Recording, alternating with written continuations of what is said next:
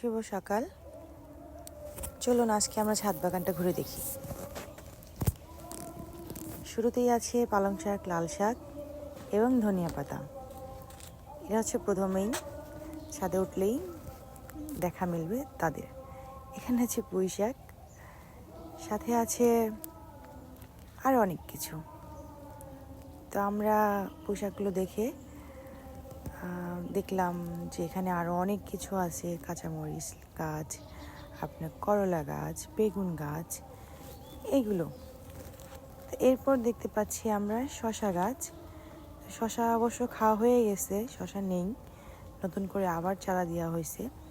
এখানে আছে আপনার সিম গাছ।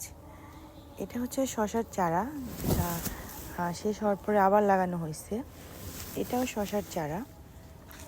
তো ছাদে বাগান করলে একেবারে যে খারাপ হয় তা না, ভালোও হয়।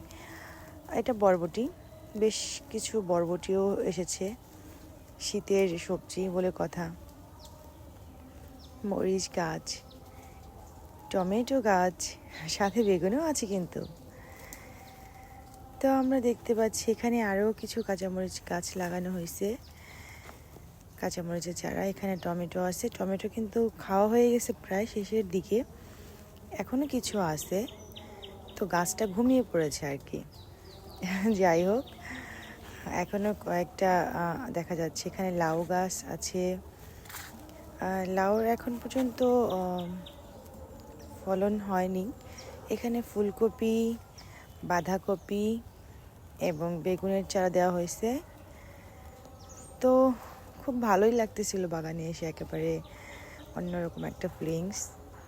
এখানে কুমড়ো চারা, ফুলকপি, বেগুন। আমি দেখতে পাচ্ছি একটা ফুলকপির চারাতে ফুলকপি এসেছে। তো কুয়াশায় ঘেরা আকাশ ভালোই লাগতেছিল। কার কেমন লেগেছে অবশ্যই কমেন্ট করে জানাবেন। ভিডিওটা ভালো লাগলে শেয়ার করবেন, লাইক করবেন। আল্লাহ হাফেজ।